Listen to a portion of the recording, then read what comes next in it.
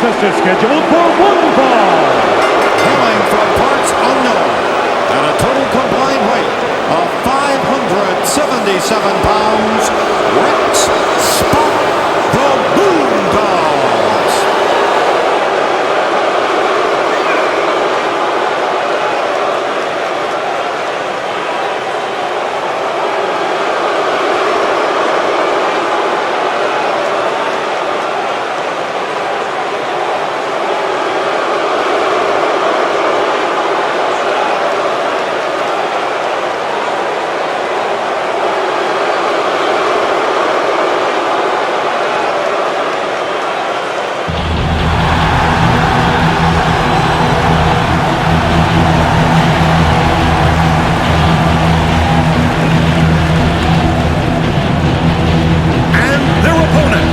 A total combined weight of 549 pounds, Bret Hitman Hart, Jim the Anvil Neidhart, the Hart Foundation.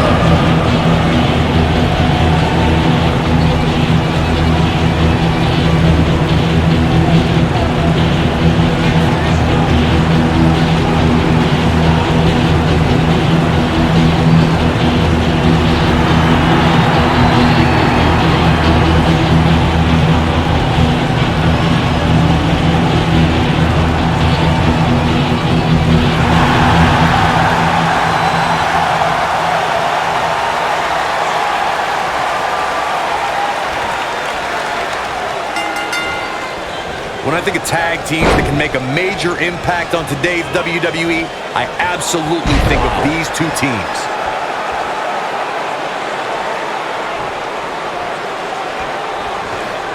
Oh!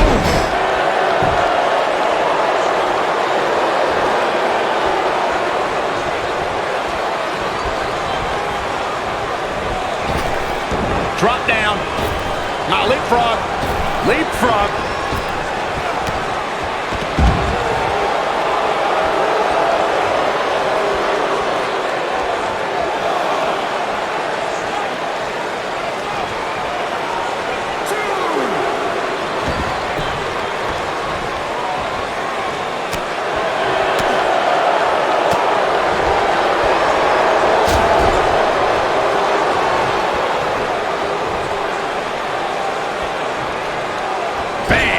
Slam. It's a tough spot to find yourself in, that's for sure. But if anybody could break free from this, it's this superstar right here.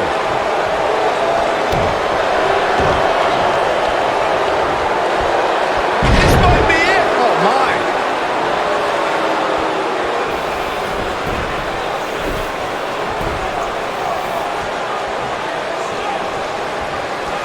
Tag team history was made when the first ever SmackDown Tag Team Champions were crowned at Backlash 2016. The unlikely duo of Rhino and Heath Slater caught lightning in a bottle and ran through the tag team title tournament.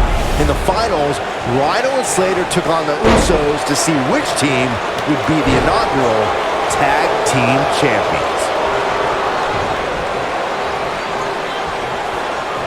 There was a lot on the line in the tag team tournament finals. The Usos wanted to add another tag team title reign to their resume and enjoyed the recognition of being the first ever SmackDown Tag Team Champions. The team of Rhino and Heath Slater was the team no one expected to be in the finals.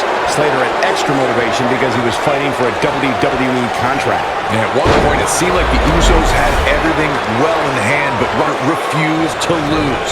Practically cut Jimmy Uso in half. Rhino and Heath Slater went from an unlikely tag team to the first ever SmackDown Tag Team Champions. Never say never in WWE is absolutely right.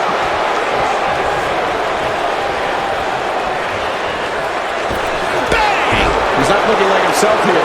Headed into this match, he and his partner look extremely confident. It looks to me like his partner's itching to get in there. And now might be a good time to give him what he wants. He's looking banged up here, guys. And it looks like things are about to get even worse. Beautiful technique.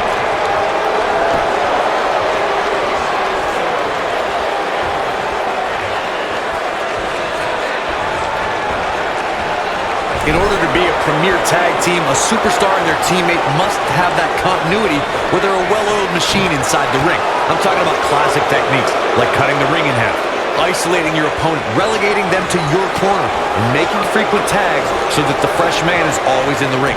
That's how you keep your opponents off balance. Tagged in. Targeting the stomach. Corey, a few moments ago, you took us through what it takes for a tag team to be successful. Continuity between tag team partners is crucial. When a team is able to keep one opponent in the ring for an extended period of time without making a tag, they're able to focus their attack on one individual and one body part. And that's when things really start to take shape if you're on the tag team that's in control of the match. When you look at the tag teams who dominated this business, all of them worked well together as a unit and were able to keep an opponent in the ring long enough to make that adversary the focal point of their assault. When a superstar is in a tag team match and has endured heavy amounts of punishment, they must find a way back to their corner to tag their partner. Something that they have to try is doing create separation between them and their opponent. That space gives a superstar the ability to move and catch their breath.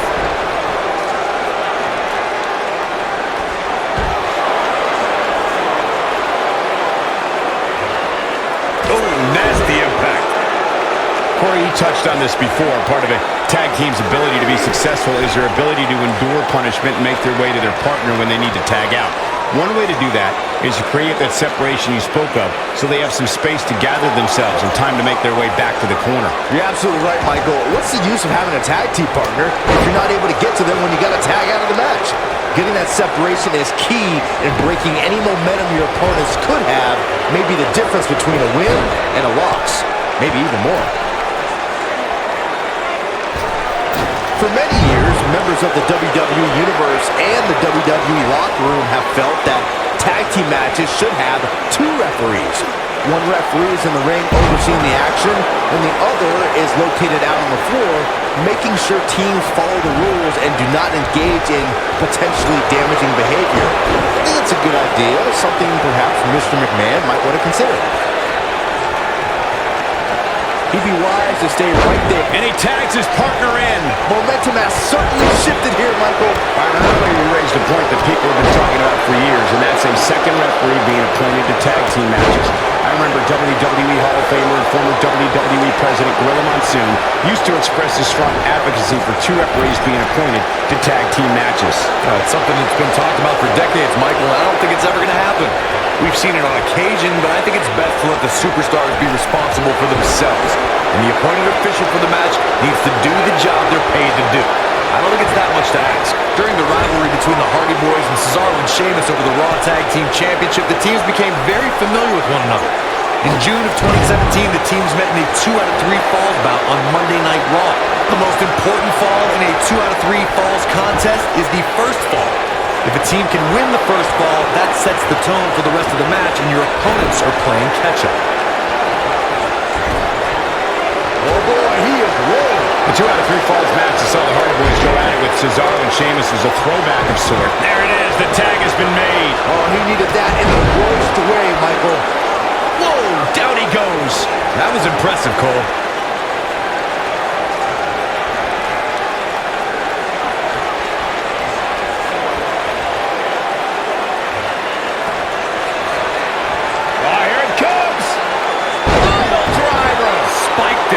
Can't waste any time here.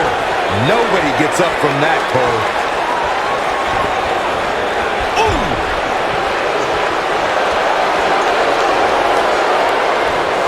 Showing some quickness there. Bulldog! I don't think there's any coming back from this type of assault. This is not where he wants to be at this point in his tag team match. He's in big trouble here.